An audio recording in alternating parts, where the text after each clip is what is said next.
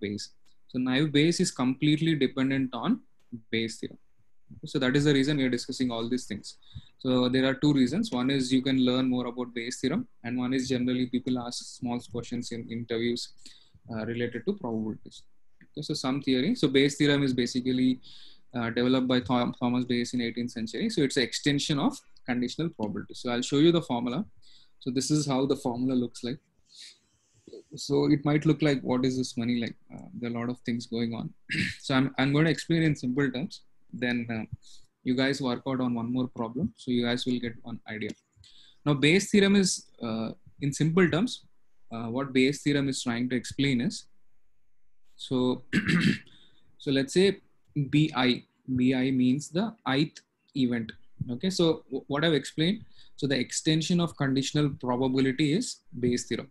Okay, now what I mean by extension is basically in conditional probability you have event A and B, right?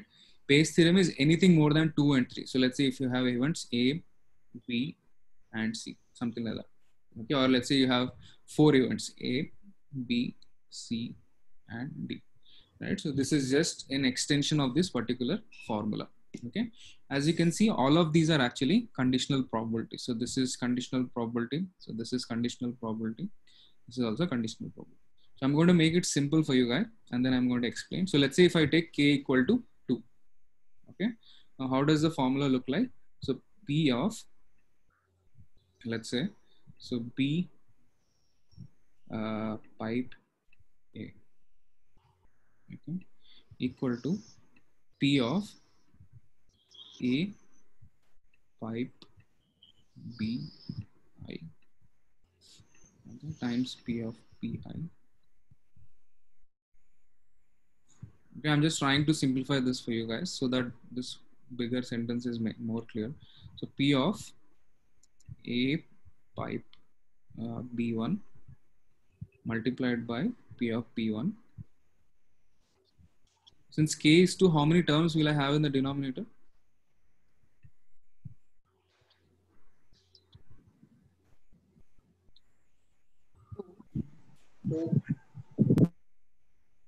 How many? 2.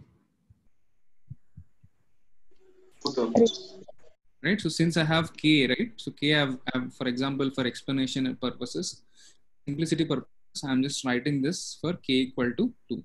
So let's say BI, so let's say B1, okay, B1, so this is B1 and this is B1. Now what is happening here? So what it means is, so let's say if you know the conditional probability of A, given that B1 has occurred, okay, generally, okay, and you also know the probability of A given that B2 has occurred, and you also know the individual probability B1 and B2. Okay, so these are the probabilities that you already know.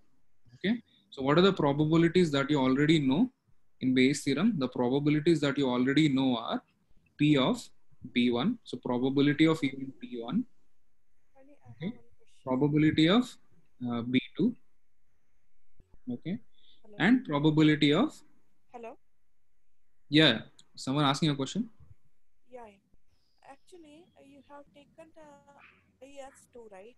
So in Yeah. case of that IS2, the upper one should be like A probability of A given the B is 2, right? No, that is I, right? I'm taking k equal to 2, right? So I'm taking k equal to 2 Okay. and I equal to 1. K is below. So pk is, Okay. Okay. okay. I Okay. is on the top. Okay. Okay. Okay. Any other questions? Yeah, Mani, can you explain what is I and K here? I is what? K is what? We are 2 events. So let's say B1 and B2 are events. Okay. And you have total 3 events. So let's say A, B1, and B2. Okay. So these are the 3 events. Now, if it is only 2 events, A and B, you can use conditional probability. But since you have 3 events, A, B1, and B2, we are using the extension of conditional probability, which is called Bayes theorem. Okay? Now, these are the events. We'll see an example. So I is like 3, right? And K is 2. I I is 3 events. yeah, 3 events, total 3 events. The 3 events are one is A, one is B1, and one is P2. Total of them are 3. Okay. I is basically 2. Is there a confusion? Yeah, I can be 1 or 2, anything, right? Yeah, I can be 1 or 2. That is what this formula is actually trying to explain. Okay, you can replace B1 or B2. If it is B2, okay, if it is B2 here, so you will get B2 here, and you will get B2 here. How we will decide it should be I should be 1 or I should be 2? Okay, so let me directly go to the example. Yeah, will that value be same now if I replace I as 1 or 2? It could be different, right? Sorry, what is that? If I say if I use B1 or B2 in the formula, the resultant value will be different, right? Right, of course. Okay. Then Let me explain an example so that you guys and it need not be same always. I mean, I'm just need not be same as it. Because let's say this P of B I given A, right? It's BI given A. Okay. It's No. not B. Okay. Let me explain an example. Okay. Let's take. So let's say Bayes theorem is a way of finding a probability when we know certain other probabilities. So the formula is P of A by B is equal to P of A times P of B pipe A divided by P of B. Okay. So this is actually conditional probability. So what it means is there are only 2 events.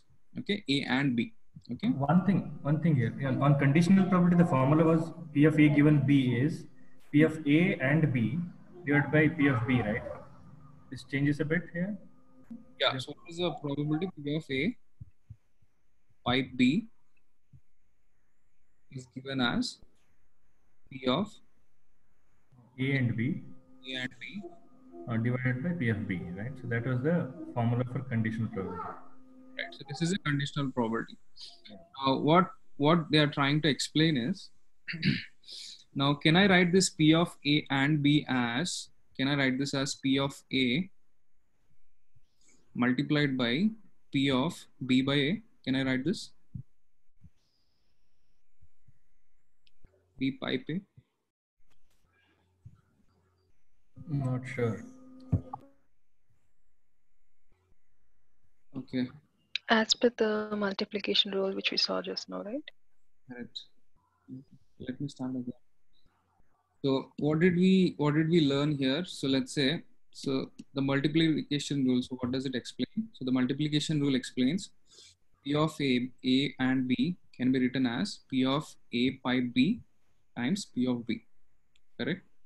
At the same time, can I write it as P of A multiplied by P of B pipe A? Because P of B by A, I can expand this as P of B and A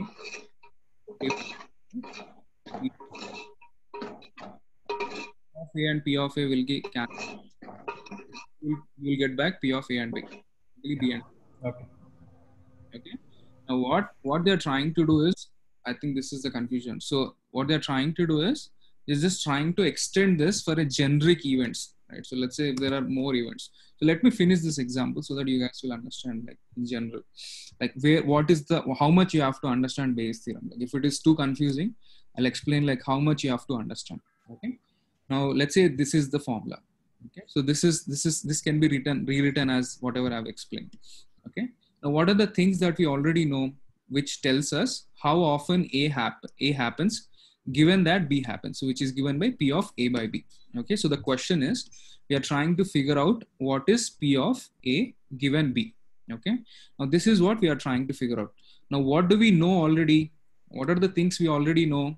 We know what is the probability of A, we know what is the probability of B, and we already know what is the probability of B given A. Okay, if I know these 3 things, which is probability of B given A, probability of A, probability of B, then I can find what is the probability of A given B, the ulta. So this is the ulta of this. You guys can relate here. I hope this makes a little bit more clearer. So what we are trying to do is, okay, if we have probability of A already known, if we have probability of B already known, and if you already know what is the probability of B given A, okay, if you know these three things, can I find, the question here is, can I find probability of A given B? So this is given by your Bayes theorem in the simplest form. Now what I've explained here is the complex form, like where you have so many events, B1, B2, B3, B4, B5, B6. But what we have here is only one event, which is P of A and B. Sorry, two events. Okay. So let me explain a little bit more about this example so that you guys can understand. So let's say P of fire means how often there is fire. Okay. So this part is clear. P of smoke means how often we see smoke. Okay. So I hope these two things are clear. Now let's define our conditional probabilities. The conditional probabilities are P of fire given smoke means how often there is fire when we can see a smoke. At the same time, can I also ask a question, which is P of smoke given fire means how often we can see smoke when there is fire. Okay. Now, so the formula kinds of tells us forwards, P of fire given smoke, when we know backwards, which is P of smoke given fire. So that is the confusing part. So what is the confusing part? So when you already know P of B given A, P of A, P of B, you're trying to figure out what is P of A given B. So this is what your Bayes theorem is generally used for. Okay. So if I explain more on this particular example, so let's see with actual numbers. So dangerous fires are rare. Okay. So let's say what is the probability that is given. So P of fire. So P of fire is given as, so P of fire is given as 1%. Okay. Now, but smoke is fairly common, 10% due to barbecues. Okay. So barbecues, let's say you have a grill and then you have some food and then there is some smoke coming out, right? So that is what they are trying to give. Okay. Now, what is that? So that is 10%, which is given as P of smoke. So P of smoke. Okay, so P of smoke. Now, what is the other thing that is given? 90% of the dangerous fires make smoke. So that is clear, right? So whenever there is a fire, of course there will be smoke, right? So that is general, right? So that is given here. So P of smoke, P of smoke given fire. Now, what I'm interested in finding is we can discover the probability of dangerous fire when there is smoke. So that is what we are trying to figure out. So we are trying to figure out what is probability of fire given smoke, right? So if you forget this part, so what are the things you need to find these things? You need P of fire, you need P of smoke, and you need P of smoke given fire, right? So these are the three things we already know. Okay. So since if I substitute these substitute these things in the Bayes theorem formula, I get the percentage as 9%. So it is still worth checking out any smoke to be sure. Okay. So what we already know is whenever there is a fire, okay, whenever there is a fire, there will be smoke, right? So that is very clear to all of us, right? So 90% of the times. Okay. Now, generally fires occur at, let's say 1% chance, right? So generally fires occur at 1%. And generally there is a smoke, which is actually 10% because of the barbecues, something like that. Okay. Now what they're asking is, let's say if you are someone and there is a smoke, right? So let's say there is a smoke. What they're asking is, what is the probability of fire? What is the probability of fire given that you already see smoke, some smoke? So that is also possible, right? So generally, if you apply, if you think in normal terms also, generally if there is some smoke, people think, is there any fire associated with that? So that is what they're trying to figure out in this particular formula. Does it make a little bit more better, or is it still confusing? How many people understood this part? Understood a bit. Yeah, understood a bit. Okay, good answer, honest answer. Okay. Understood. Yeah, I got it. Okay. So, can you explain third sentence, how to read again? How to read? Yes. How to read? Yeah, like in 90% of dangerous fire makes smoke. 90% of the dangerous fire makes smoke. Okay. Now, yeah, that's a good question. So this is simple. This is simple.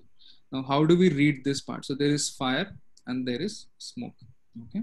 Now, what they're trying to explain is 90% of the dangerous fires make smoke. Okay. So what is occurring first? First it is occurring fire. Then it is making smoke. So you, in conditional probability, what I've explained is anything that is already occurred will come in the denominator. Okay. So let's say when I say P of A by B, which means B has already occurred. Okay. Now 90% of the dangerous fires make smoke. So making smoke is the secondary part. So let's say if you put fire, fire will come first and smoke will come later, right? So what is the first event that is already done? Fire. Fire. Okay, I think I'm explaining in reverse actually. But so what I want you guys to take away from this particular example is, so generally Bayes' theorem is in this particular manner. So all you have to do is generally figure out what is the formula. So let's say what is that they are trying to figure out. So they are trying to figure out probability of dangerous fire when there is smoke. Okay, so fire and smoke. So let's say how I approach this particular problem. So I know that this particular probability of fire and smoke, all I have to do is there will be something reverse. So something reverse, which is basically probability of smoke given fire. Okay, and then I need two more things, which is basically probability of fire and then probability divided by probability of smoke. Okay. Now, if I understand this sentence properly, I can directly formulate this here and then I can directly substitute this values. If you are getting too confused with this, let's say the way I would approach is, so what is the question they are asking? The question is probability of dangerous fire when there is smoke. Okay, so smoke is already occurred. So smoke is already occurred and they're asking what is the probability of fire. So this is unknown, right? So this is what we don't know. And I know that in Bayes' theorem, the ulta of that will be in the numerator. What is the ulta of that? Probability of smoke given fire, probability of fire multiplied by probability of smoke. So is this simpler to remember and understand? Yeah, it is simpler, but I'm confused with 90%. How come smoke and fire on the numerator part? How come 90%? We are not taking in the formula 1% into 90% divided by 10%. Right. So this is yeah. So this is individual probability. So this is probability of fire. Okay. So this is probability of smoke. Okay. And what is the other thing that I need? What are the three things that I need? One is your individual probabilities and the remaining is your conditional probability. So I'm just trying to explain like simple way of remembering this. Okay. Now what are they asking? They are asking what is the probability of fire given smoke. So what else can it be? So this has to be probability of smoke given fire. So that is the only option that is remaining here. Right. So that way also you can remember so that it will be easier for you. Your question. But in the third statement, they have already given, right? Probability of dangerous fire, which makes smoke, is already given as 90%, correct? Right. Now the question is probability of dangerous fire when there is smoke, right? So what they are giving, so what they are asking is, so let's say you go to your backyard. Let's say that you go here. Let's say there is smoke. Okay. Now they are asking what is the probability of fire. They are asking when there is smoke. Okay. What is already occurred? Smoke is already occurred. Right. So that is what they are asking. Right. So this is unknown. So this is unknown. So I think you guys are getting confused between these two sentences. Is that correct? Yeah. Okay. Yeah. Okay. So let me explain this again one more time. Now, what does P of fire pipe smoke means?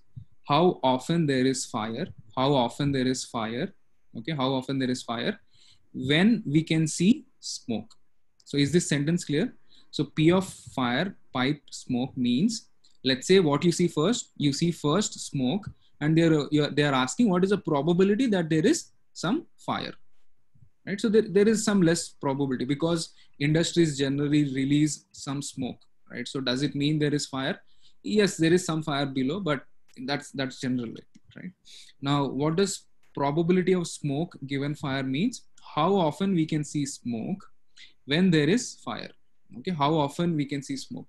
Now, what is the first event that is occurring here? The first event that is occurring is this is the fire. Okay, and they are asking what is the probability there is smoke. What is occurred first? Fire has occurred, right? So because this is what is there in the denominator. Now, generally, we know that whenever there is fire, smoke will definitely be there, right? So if I go by normal terms also, I know that 90% generally has to refer to this only, because 90% of the times, whenever there is some fire, of course, there will be smoke associated with that. Okay. Now, these are the things that I already know. Okay. So what they're asking is, if I already see smoke, can you tell me what is the probability that there is fire? So the probability comes to 9%, which also makes sense, may make sense, because not all the times whenever there is smoke, does it mean there is a fire, right? But there is a huge probability, or there is a greater chance that whenever there is a fire, there will be a smoke. Does it make more clear now? So just read this particular sentence. So the formula kind of tells us forwards when we know backwards. Does it help, or still confused? So what I'm explaining is, so let's say forget about smoke and fire. So let's say you know P of A by B. Okay, you already know this. What does it mean? Probability of A given that B has already occurred. Okay, you know this. What is the other thing you know? The other thing you know is probability of A. Okay, what is the other thing you know? What the probability of event B occurring? Now what I'm asking is, can you find this one? Can you find probability of B given A? So that is the simplest manner of explaining Bayes theorem. So what I'm explaining is, you already know the probability of A given B has occurred. What is the probability of A? What is the probability of A? So these three things you already know. My question to you is, whoever is confused, can you figure out, or can you tell me what is the probability of B given A has occurred? So these two are completely different. They are not equal. They are completely different. I think you guys are getting confused here. So P of A by B is not equal to P of B by A. P of A by B is not equal to P of B by A. So whoever is confused, so let's say if I ask a simple question, so let's say you know P of A by B, P of A, P of B. Can you give me what is the probability of P of B given A? Can you guys answer this part? Like if you answer this means you understood Bayes theorem. In this simplified way, we can definitely understand. But when it comes to question, the question is in a way that it confuses us. That's Right. the problem. Yeah, I understand that part. Now, my point is, if you guys understand this part, now if you guys, so how many people understand this part? If this part is not clear, then I have to explain again. So that is what I'm trying to No, this part is understood. So this part is everyone, right? Part is clear. This part is clear for everyone. Any questions anyone has on this part? Okay. So this part is clear. Now let's try to understand how to read a probability question. Okay. So that part is clear for everyone. So let me go back here. Okay. Now what is the question? So what is the question that they are asking? Probability of dangerous fire when there is smoke. So what is, don't even go to Bayes theorem. So how do you define this particular sentence in probability? Now, what is the event that is already occurred? Can anyone tell me that part? That's all. Smoke. Right. So smoke has already occurred. And what I want is probability of fire. Fire. So this is unknown. So everyone agrees with this? Yeah. Right. So what is unknown? Probability of fire given smoke has already occurred. So this part is the unknown part, what we don't know, right? Now probability of fire is clear. Probability of smoke is clear. Correct? Yeah. Right? Now what I'm saying is the simplest way of remembering this is, Mani, I know that there are three things that are required. Now I know that probability of fire and smoke is unknown. I also, so the way I approach this is, if I'm getting too confused, I will break it down into simple terms. So what is unknown? Probability of fire given smoke, correct? Now what is known? Probability of fire is known, probability of smoke is known. So what is remaining? What is remaining is probability of smoke given fire. And this is the part, these are the three things that I know, that I need to know to use Bayes theorem to find this unknown. Does it make a little bit better now? Now let's say if I understand this part, what is remaining for this sentence? This sentence, let's say if it is very, very confusing to you, of course you will say, Mani, this is what this probability is, because I know that 3 things are needed. 2 things I already know. This is unknown. The remaining thing has to be this one. Now does it make simpler? Yeah, it may make simpler, but I think so everyone is confused because of the sentence formation. Because Yes. fire Yeah. makes smoke. F Yeah. and S. Yeah, sentence formation. Yeah, I agree with you. The reason that you are getting confused is because I've read about Bayes theorem. I've done, let's say, 2-3 problems. Then I'm able to figure out what is the probabilities, right? So what is the event that is already occurred? What is the event that is that is occurring next? Okay. Now, if you break this sentence down also, 90% of the dangerous fires make smoke. Okay. Now, what is already occurred? Dangerous fires, right? So that is what they're trying to explain. So fire is already occurred and 90% of them are making smoke. Does it make a little bit simpler now? So break this sentence down here. If you're getting too confused, 90% of the dangerous fires. So which means fire has already occurred. Make smoke. Yeah. Right, so it will take time. I understand this is the first time you guys are learning about Bayes theorem and probability. So this is uh, I will share this link with you guys. So spend some time, try to go through this particular example. Now this formula for everyone looks like, what is all this? This is nothing but when you have probability of smoke, let's say trees, let's say water, all that. So what I'm explaining is here you only have 2 events, probability of A and probability of B. And someone has already mentioned, right? So there are different ways of using this. So one is Bayes theorem and one is your conditional probability. Here I do not know what is the probability of fire and smoke. If I know probability of fire and smoke, then I'll use the different formula for conditional probability. Now the good answer is the good news is you generally don't do any of this by hand. You generally use sklearn package, which already has naive Bayes, which will already calculate all of these probabilities for you. So you don't have to like write it one by one. But the bad news is generally people ask Bayes theorem in interviews. So what you have to explain, anyone who asks interview, let's say if I ask you interview, can you explain me Bayes theorem? If you explain 2 things, then I'll be happy. One is Bayes theorem is extension of conditional probability. Let's say if I already know 3 things. One is probability of A, probability of B, and probability of B given A. Then with the help of Bayes theorem, I can find probability of A given B, which is backwards. If you say these 2 things, then you will be good to go. Okay, so I'm just explaining you guys from the interview perspective also. Generally, they don't dig too much deep into this interview also. So there is one more problem here. So can you guys work on this? If you guys have any confusion, of course there will be confusion.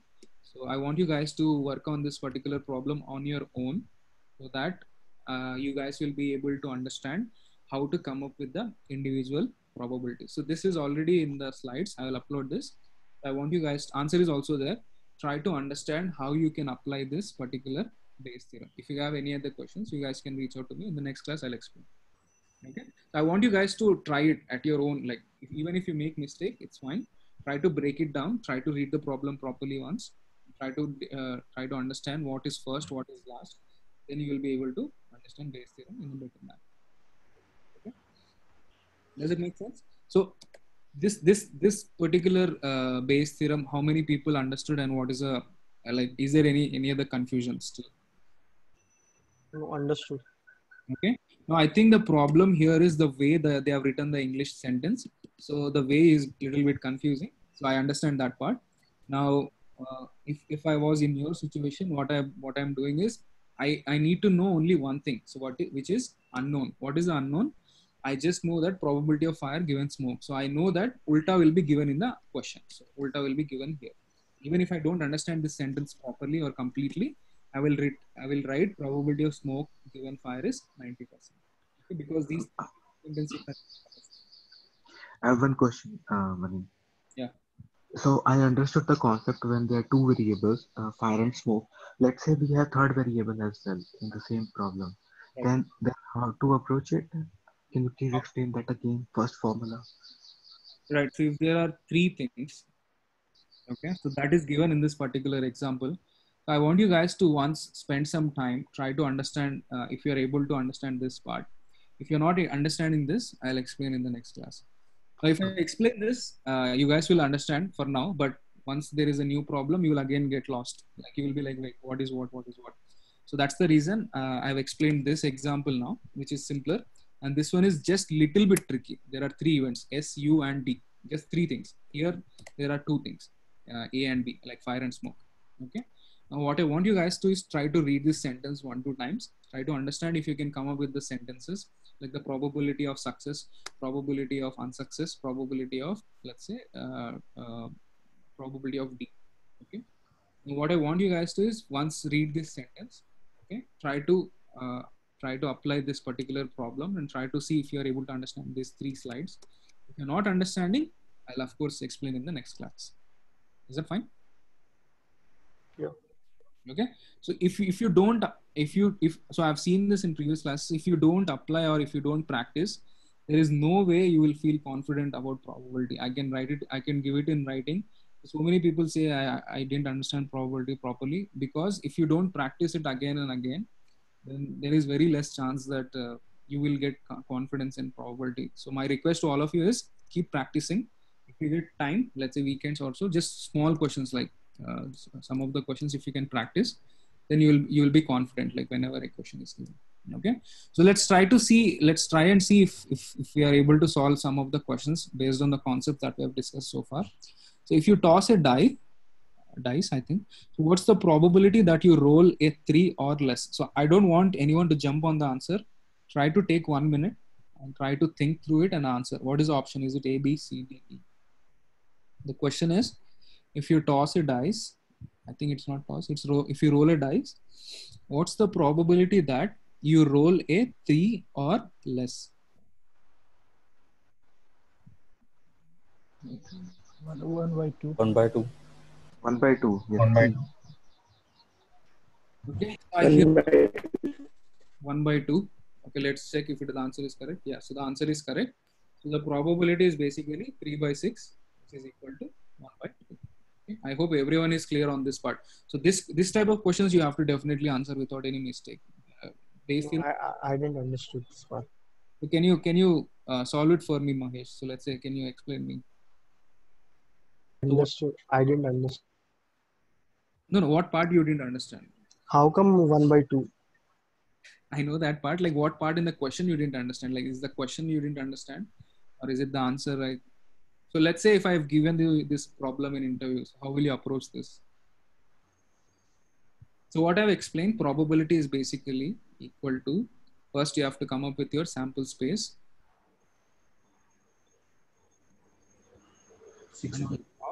What is on the top, Mahesh? Sample space is 6, right? Sample space is 6. Okay. Now what is on the top? Like, what is the definition? 3. Okay, 3. What is the answer? 1/2. Is it clear now? Yeah. You solved it, right? So basically the definition is favorable outcomes divided by sample space. Right.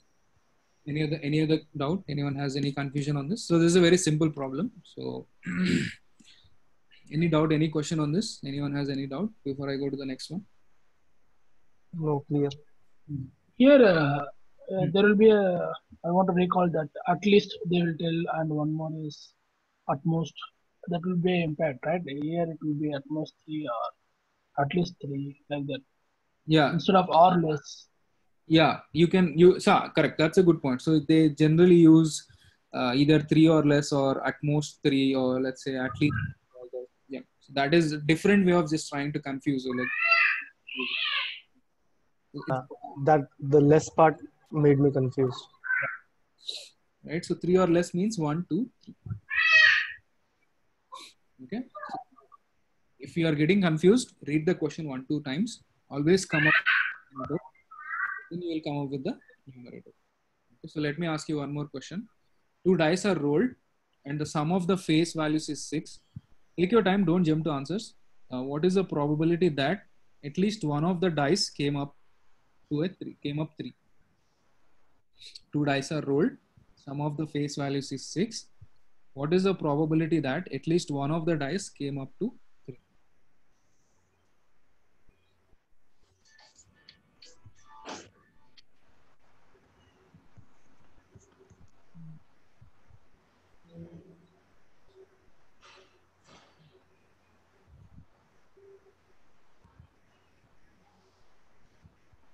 You always start with 1 by 2?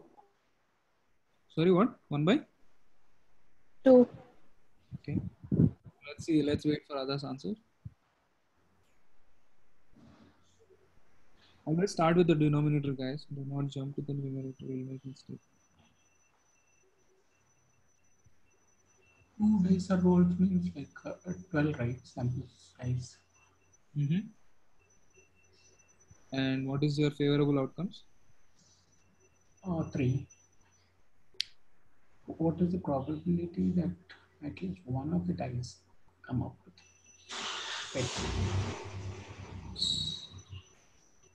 And 6. Okay, so 2 dice are rolled, and sum of the face values is 6. Okay. Now, what is the sample space here? Can anyone tell me what is the sample space? 12. 12. Yeah, like, can you also tell what are the values? Like 12, I understand, but what are the values? 1 comma 1 comma 5, 2 comma 4, 3 comma 3 comma 3. And should I consider 5 comma 1 as separate, or 4 comma 2, 5 comma 1? Yeah, it is. Okay, so how many are these? Like 1, 2, 3, 4, 5. And what is the probability that at least one of the dice came up to 3? 1 by 5. 1 by 5. Okay. At least one of the probability. So whoever told 12, why did you tell 12? I told the total sample space. No, that is not what they're asking, right? So they're asking 2 dice are rolled.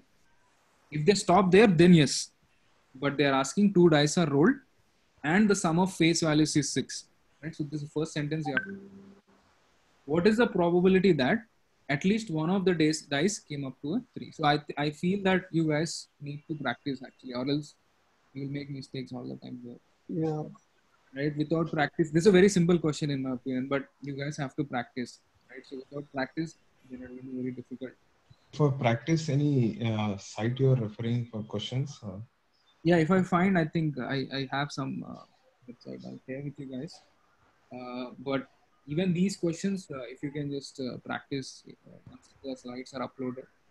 Now, what I see problem is people are directly jumping. Like I always stress that sample space is important. That is where everyone is making. Yeah, I can be policeman. I'll tell you a story of you being policeman. Okay? Right. So, can we have some more problems, or should we search in Google? Yeah, I'll share it with you guys.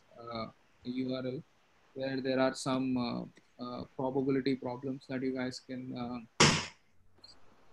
Okay. But before practicing, also you have to once revise like what is probability of A, probability of B, probability of A given B, what is probability of B given A, right? So generally they don't directly give you that. They give you English sentence. Like they say that probability of fire given there is 90% chance that there is fire when smoke has already occurred, something like that. So you need to understand how you can rewrite that and probability. Okay? Well, I'll share a URL where I think there will be some problems, or maybe if I already have some problems collected, I'll share that part also, so that you guys can practice on that. Okay. Now, what we have discussed till now in probability is basics of probability, addition rule, multiplication rule, conditional probability, Bayes theorem. So these are the main important concepts in the basic probability, right? Now, there are some more concepts that you have to understand. So that is your probability distribution function. So these concepts will be used in your coming statistics class. Okay. So did you guys discuss this part?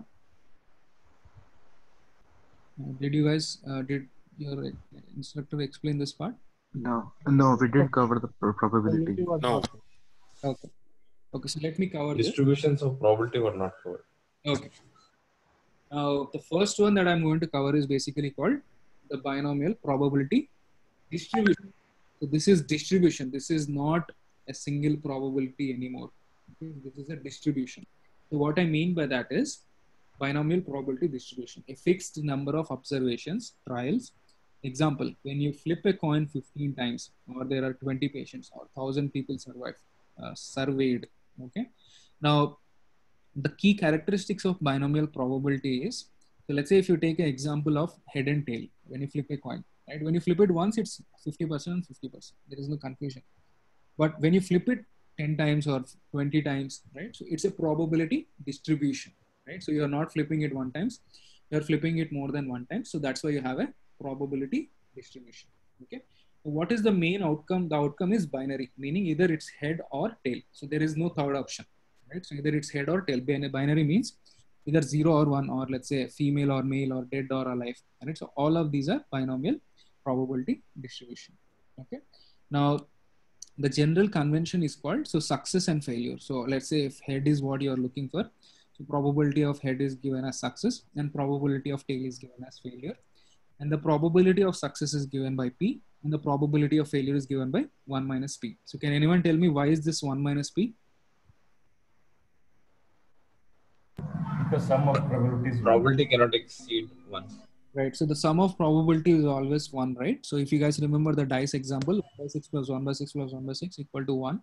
So similarly, probability of tail is equal to 1 minus 1 by 2, which is probability of head, which is also equal to 1 by 2. Right? So in general, you don't have to remember two things. You just have to remember one thing and you subtract 1 minus. So because there are only two outcomes, you generally do P, and P is basically called the probability of success. 1 minus P is generally called probability of failure. Okay. So constant probability for each observation. Okay, so let me make it smaller.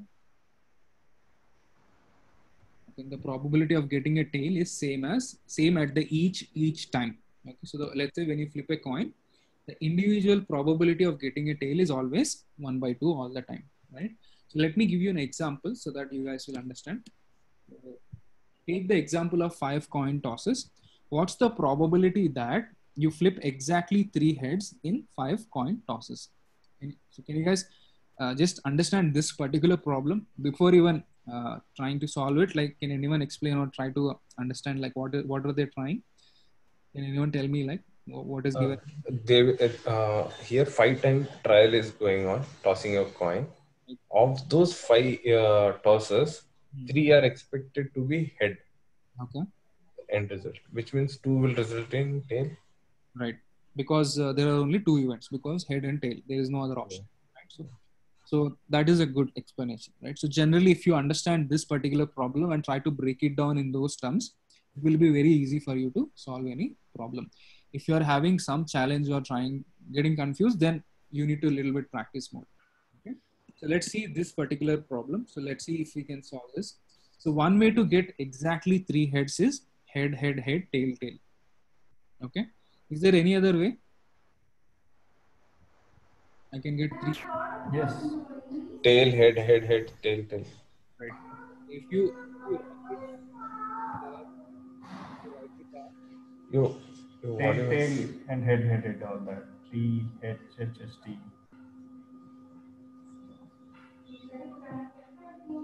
This is one way.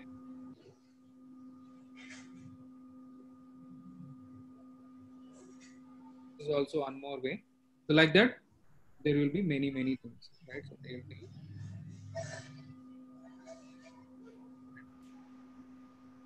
right? So I understanding, right? So generally, what we do, we figure out like what are the total number of sample space. So can anyone tell me what is the sample space here?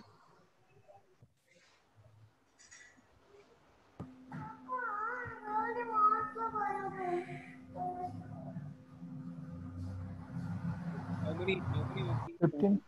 Present? How much? 15 is sample space. Sorry, 15. 25. Why 25? How did you come up with that number? Kind of permutation. Yeah, you're right, but what are the options? So there are 2 options in the first slot, head and tail. 2 options in the second slot, head and tail. 2 options in the third slot, 2 options in the 4th slot, 2 options in the 5th slot, which is 32. Right? So there are 2 options. Either it could be head or either it could be tail. Again, there are 2 options, which is either it could be head or either it could be tail. The third one also again head or tail. Right? So the total number of options that you can have is 32. Right? Now keep in mind, this is also one of the possible. Correct? This is also one of the possible outcome. But what we are interested in this one because it has 3 heads. We are interested in this one because it has 3 heads. We are interested in this one. Right? So if you club all of these, total of them will be 32. Right? But what we are looking for is favorable like this. Your voice is getting faded, man. It's very tough. Yeah, there is someone is. Remember to mute yourself.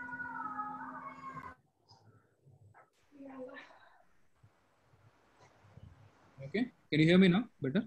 Yeah. So the point that I'm trying to make here is out of total 32 options, right? Out of total 32 options, the question says that what are the favorable outcomes where there are exactly 3 heads, right? So I'm just looking for the ones where there are head like this one, this one, this one. This is not a favorable one. This is not a favorable one. So like that, there will be some number. So what is that I'm looking for is that particular problem. Okay. Now there is a simpler way of solving this particular question. Okay. The question is basically, let me explain answer. So the answer is basically 5C3, okay, 5 combination 3. Okay. This is just a formula. So the formula that I'm looking for is when I flip a coin 5 times, okay, what I'm looking for is exactly 3 heads, and 2 tails. So 2 tails is obvious because 5 heads, then 3 heads, then remaining will be 2 tails. So probability of 3 heads and 2 tails. The formula is given by 5C3. So 5 is the total number, 3 is the number of heads that you're looking for. So 5C3 multiplied by probability of success, which is probability of head power 3. I think, can you guys mute yourself? Whoever is not having a question or not? See a lot of noise. Yeah, if you have any question, just unmute and then again you guys can mute. Okay, so what I'm trying to explain here is,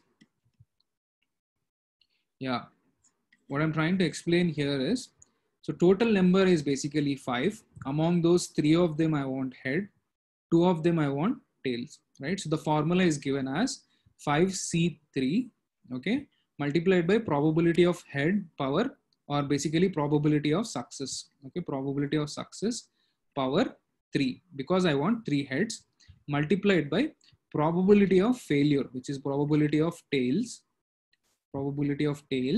which is 5 minus 3, which is equal to 2. Okay. Now, can anyone tell me like how to find this particular combination 5C3? Like just go reverse. 5 4 3 2 1 3 2 1 reverse. Divided. Okay. Now it's 5 factorial by 5 and 3 factorial into 3 factorial. So I think few people are okay. So I'll explain in simple terms. So 5 factorial just means it's nothing but 5 times, 4 times, 3 times. I'm just multiplying here 2 times 1. Okay, whoever doesn't know this. So 3 factorial is nothing but 3 times, 2 times. Formula of the expansion of this particular formula is given by 5C3 means how many ways I can arrange this 3 heads in 5 slots. Okay. So the formula is given by 5 factorial. Whenever I write 5C3, you can expand this in this manner. 3 factorial, okay, multiplied by 5 minus 3 factorial. Okay, so with this information, can you guys tell me what is the value of 5C3? What is the value of this one? Can you guys tell me? 10. Okay, only one answer. What about others? Any other answers? 1. No, it's 10. 10. 10. 10. 10. Okay.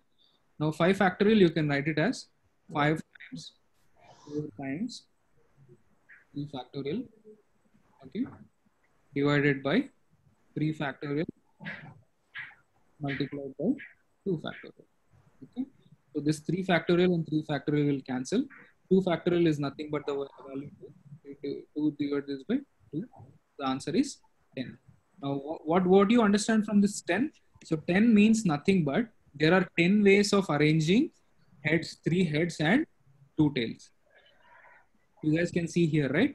So there are 10 ways of arranging head, head, head, head, head, head, tail, tail, tail, tail, head, head, head. So I hope you guys are connecting the dots. So the probability is nothing but 10 times multiplied by 1 by 3 power 3 multiplied by 1 by 3 power 2. So the answer is 10 divided by 32. Okay, is this point clear? So what we have tried. Yeah, any questions? Just a small. I lost the frequency. Can you go back to previous slide? This one? Yeah, you had. Okay. The 5 factorial divided by 3 factorial into 5 minus 3 factorial, right? So 5 factorial should go back up to 2 into 1. 5 factorial should go back up to? How would you write 5 factorial? 5, 4, 3, 2, 1, right? So you can write 5 factorial as 5, 4, 3, 2, 1. Divided by, what do you have? 3 factorial. 2, 1. 3, 2, 1. Right, Again, we have 5 difference 3 factorial, which is 2 factorial. Again. 2 times 1. Try this and tell me what is the answer. Achha, sorry. Okay, man. So this is cancelling. Right? Yeah. Okay. The answer is, yeah, so 10 divided by 30. Okay. So what it means is there is 30% chance that when you flip a coin 5 times, there is 31.25% chance that there will be exactly 3 heads. Okay? So that is how you basically find binomial probability distribution. Now, why is this a binomial probability distribution? Because there are only 2 outcomes, which is head and tail, right? Binary outcome, 0 or 1 or head and tail, right? At the same time, now what is the n value here? N value is basically 5. Okay, what is the probability of success? You are interested in heads, which is 3. And what is the probability of failure, which is tails, which is 5 minus 3, which is 2. Okay, so this is a very simple formula. You guys can just try to understand this part. So the key characteristics is this one. So you have to remember. So whenever your probability distribution is called, when is it called binomial probability distribution? Whenever you have a binary outcome, okay, head or tail, and the probability of tail in each attempt is equal, probability of head in each attempt is equal, probability of success, if the probability is P, then the probability of failure is basically 1 minus P. Okay, so when you repeat this experiment n times, which is 5 times, 4 times, or 3 times, so the answer is you can follow binomial probability distribution. Okay, so let me ask you this question. Can you guys take some time and do it and then tell me the answer? So let's say if I flip a coin 4 times. Okay, so what is the probability that I get exactly 2 heads? Okay, can you guys try this particular example? Take some time, don't jump to answers. Even if others are telling answer, take your time, try to solve it on your own. So the question is, when I flip a coin 4 times, what is the probability that there are exactly 2 heads?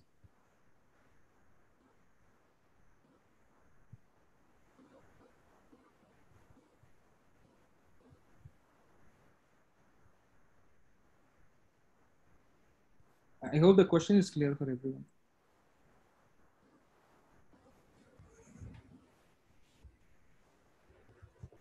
Can you show the formula once? Formula, okay. This is a formula. 0.25. 0.25, okay. I don't think it's 0.25. Let's see, let's wait for other answers.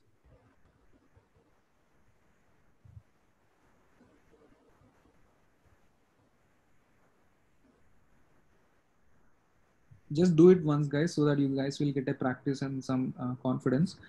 So generally, I see that people generally don't practice. If you don't practice, then it is very, very difficult, because practice you will get more confidence and you'll be like very familiar with the formulas, all those things.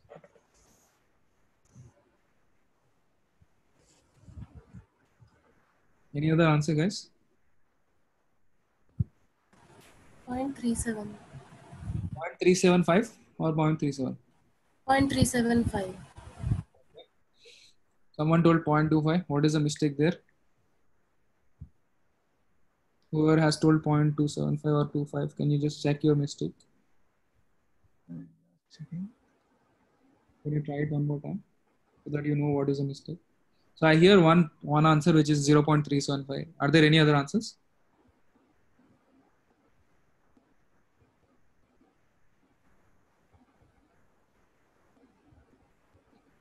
Three by 8. Okay. 1, 2, 3. 6 by 16. Okay. 5 people have told.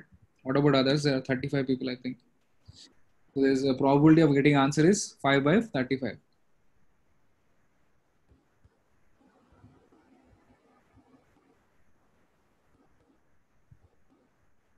Okay, so Neeraj, Abhishek, Sandeep, Ashwin, Kshitij, Yashpal. I think one more person has told. Are you just copying the answer? Are you just... Okay, so the answer is 0.375, 3 by 8, or let's say 6 by 16. Okay, so you can just substitute in this particular formula. So 4C2 and then multiplied by 1 by 2 whole power 2, 1 by 2 square, and 1 by 2 square again. So the answer will come up to 0.375. Okay, so like this, if you keep practicing, it will become more and more easier for you guys. Okay, so that is the basics of conditional probability and basics of binomial probability distribution. So let's see if I have some more. I'll just download one more.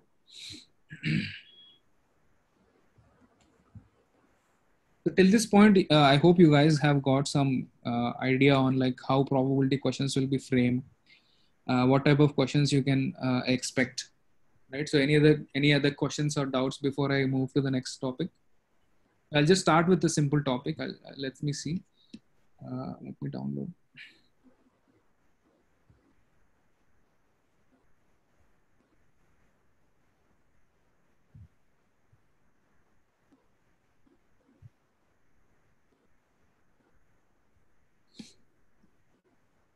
Any questions, guys? Any questions? Any doubt? Any clarifications before I start the next topic?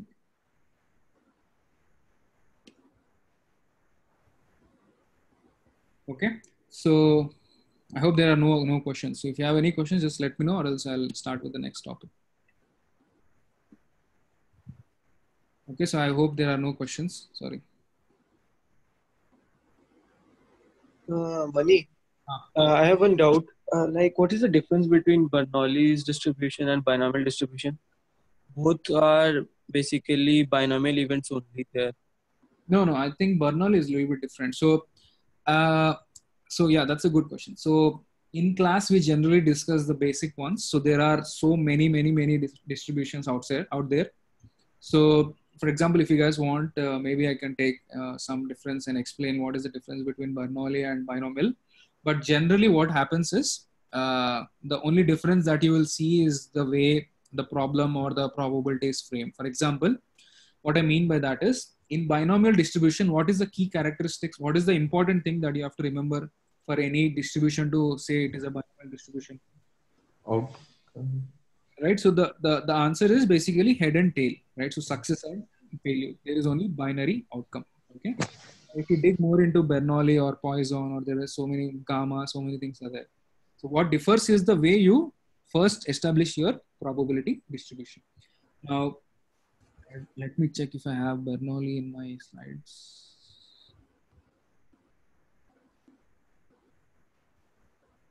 Yeah, I don't think Bernoulli is there.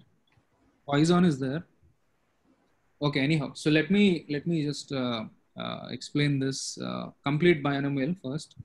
Then we can discuss more on the Poisson, and then if you still want, we can discuss about Bernoulli. Okay. Now, what I'm trying to explain is the only thing that differs is the way you understand the problem. Now, whenever I say binomial distribution, in the back of your head, you guys have to understand there is a binary outcome in the probability, which is head and tail, or dead or alive, or male or female, or let's say positive, negative, or something like that. So these are all binomial distributions. Okay. So we'll see in the coming classes. In the next class, maybe what is a Poisson distribution. If you guys want, I'll explain more on Bernoulli distribution also. Okay. Now, yeah. So if I go back to this particular slide, right? If I go back here, and if I compute the probabilities for all of these, right? So what it means. Now, can you guys tell me, is there any connection with this, with something that you guys have already learned? Like something, does anything come in your mind when you look at this image? Normal distribution. Right. So all the probability distributions, when you do it or when you try to plot it, right? So what it means is the probability of flipping a coin, which is basically 5 coin tosses, and there are no heads. 0 means there are no heads. So the probability is equal to 1 divided by 32. Is it 1 divided by 32?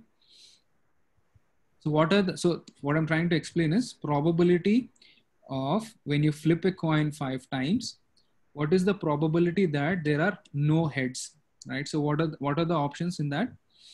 So the only option that you have here is tail, tail, tail, tail, and tail. In every other combination out of those 32 combinations, you have 32 combinations, right? In every other combination, there will be at least one head. Do you guys agree with that? Now, what I'm explaining is this particular Yes. This particular bar I'm explaining. So this particular bar value is 1 divided by 32. Okay. Yes. Right. Similarly, can you tell me what is the value of this? Same, 1 divided by 32. All are H, no T. Right, 1 divided by 32. What it means is when you flip a coin 5 times, what is the probability that all of them are heads? 5 of them are heads. The probability is only 1 divided by 32. So what I'm trying to explain is, so there is normal distribution always following you like a ghost in statistics, right? So when you do it for certain number of times, when you plot it, right? So what are the possible outcomes here? There can be 0 heads, there can be 1 head, there can be 2 heads, there can be 3 heads, there can be 4 heads or 5 heads. So when you plot this in this particular manner, so where P of X is on the y-axis and on the x-axis you have the combinations or the number of heads you can get, in this particular distribution is generally normal distribution. So all these particular distributions generally connect back to your normal distribution. Okay. So normal distribution is symmetric from the central to the left and then to the right. So these are the key characteristics of normal distribution. So that is the observation you guys have to understand here. Okay. Let's say if I tell you this particular probability value is, let's see how much, I think 6 divided by 32. Let's say if I tell you this, and if I ask you what is the value of this, can you tell me? Without doing formula and all that, just from the graph. As you guys have explained this, for the value of here is 1 by 32. Is normal distribution and symmetric. This is also 1 by 32, the probability value. If the value of this is 6 by 32, then the probability of this will also be 6 by 32. Okay. Now what is remaining? 1 plus 6, 7, 14, right? So what is remaining? 14. Then how much is remaining from 32? 14, 22. So let's say this is 11 by 32. So I think this is 10 by 32. Just now we saw 10 by 32. This is 10 by 32. Okay, so this is 7 by 32, not 6. So what I'm trying to explain is, if you are confusing with these values, it's fine. What I'm explaining is the probability of exactly getting no heads will generally be also equal to probability of getting all heads, right? So since this is a normal distribution or a symmetric curve like this. Okay, so that is the connection that you can draw between binomial probability distribution and normal distribution. So what it means is internally or in itself, binomial distribution also slowly or closely follows normal distribution. Okay. Now this we have already discussed. So NCX, I'm just explaining the formula one more time. P of X is basically probability of success, and X is the number of times you want that, and 1 minus P, which is the probability of failure, and N minus X is the total number of and minus number of successes. Okay. Now anywhere this is called a binomial probability whenever you have the binary outcome which is 1 or 0, or yes or no, or success or failure. Right? So these are all binomial probability distributions. Okay. Now can you guys just solve this particular problem? If I toss a coin, you can use your phone or calculator. If you toss a coin 20 times, what's the probability of getting exactly 10 heads? I know answer is there, but can you just try it for yourself one more time? So these kind of questions you should not make any mistake. Right? So these are just formula based, then you can just substitute and then you can get the answer. So the answer is 20C10 times 0.5, which is 1 by 2 whole power 10 multiplied by 1 by 2 whole power 10 again. So the answer comes up to 0.16. Can anyone confirm this? 1-2 persons. If you guys can confirm, I can move to the next slide.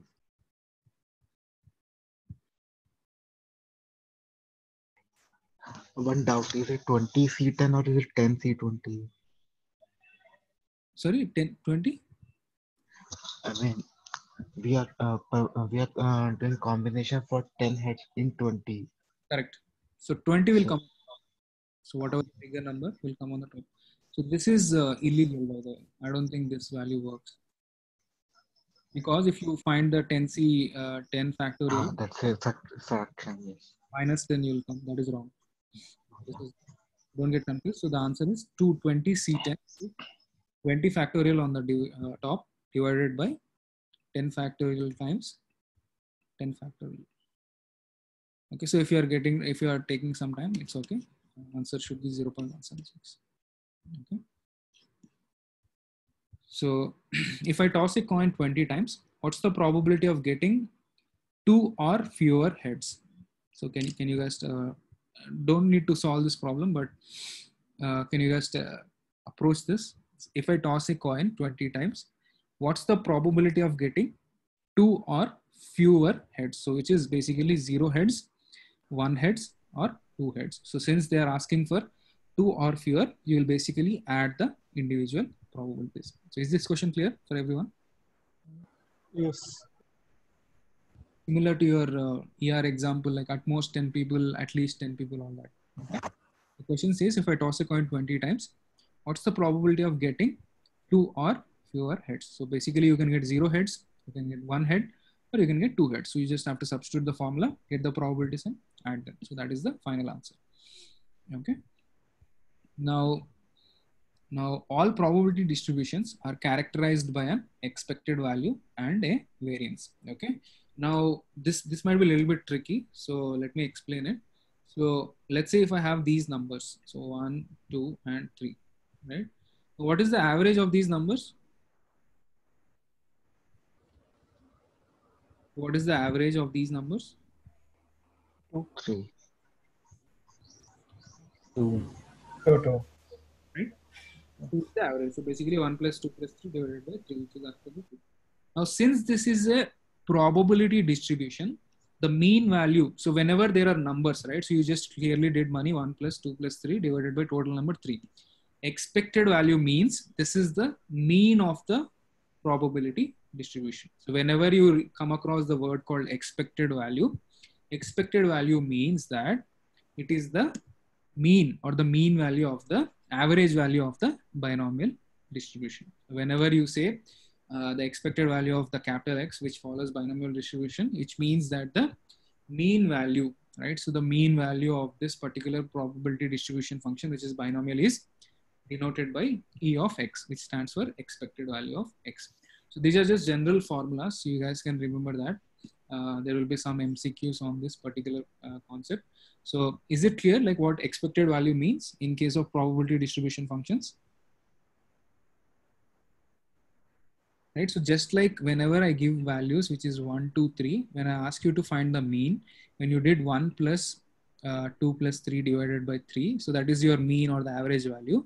Similarly, the mean value of any probability distribution is called expected value.